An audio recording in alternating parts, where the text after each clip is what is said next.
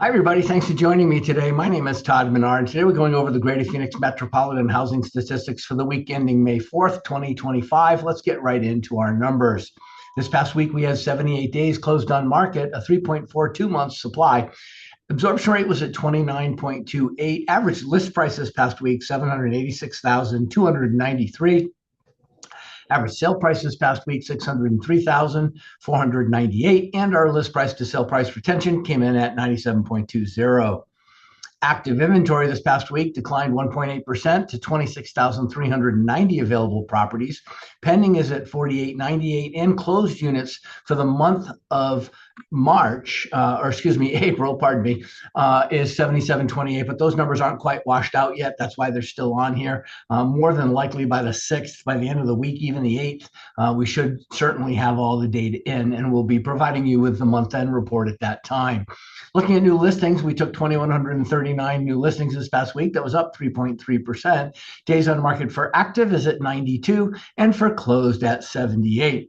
Looking in the lower left-hand corner, we look at our price ranges. These are the active inventory. You'll see every single category retracted a little bit because we just weren't replacing the amount of units we were selling. This also being with the month supply of 3.42 is truly indicative of us being in a seller's market, and you will start to begin seeing some of that, the transition from the people believing it's a buyer's market into acting like a seller's market. So we'll see how that goes. Inventory, again, the only section that really took a big hit was the 600,000 as far as the entire MLS is concerned, was the 600,000 and under. It's at 65.67% of the total MLS.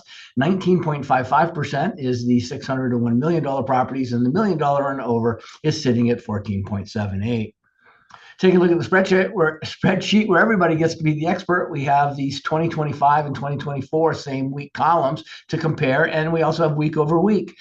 Next week, as I mentioned, later in this week, possibly we'll get into the month-end numbers over here. But taking a look at the spreadsheet, 2,139 is the number of listings we took this week, 2,071 the week before, so that was a positive number. 2,232 last year, 1,935 the year before that. So, really the beginning of the summer months, although the first couple of months of the year took off pretty strong, March and April. Now we're seeing a little bit of a slowdown. Granted, it's only the fourth day of the month. However, it is a little off versus last year. So inventory is at 26,390 available units versus 26,870 last week. You can see almost 500 properties declined. We were at 27,343 last year. We had actually 1,000 more properties available last year at the same time than we do right now. 605 in the coming soon category, 19,741 in the single family detached. We have 2,894 new home construction properties out there, 25,590 non-distressed overall. Again, we're looking at the 19,791 declining from 20,036. Looking at pending, we're sitting at 4,898 versus 5,098. And pending is representative, again, of the number of buyers in the market at any one time. So in essence, we're at 4,898 right now. We're at 4,490, very similar last year. So as far as the pending units are concerned, what it's basically saying is the end of the month of April was a really strong month-wise. But as far as the monthly reporting numbers for May, these show that there's fewer buyers in the marketplace right at this particular time. 77.26 is what we're currently looking at for last month's production versus 74.34 the year before. I don't think there's a way this number is going to go down. If anything, it'll go up. So the reality is we did at least 4% better this past month than we did in prior year. So the month of April was a good month, up 4%. Month supply is at 3.52, continuing to reduce from 3.98 the week before. We were at 3.7 at the end of last month. So, as we when we're under 4, for all practical purposes, we're in a seller's market, but it doesn't really begin acting like a seller's market until you're somewhere between that 2.5% to 3%. That's why we have the rule of thumb over here on the left-hand side of 2.5 to 3%. When you get down into that number now, all of a sudden, prices do sometimes go up. Occasional, if it's the right community, might end up in a multiple offer scenario.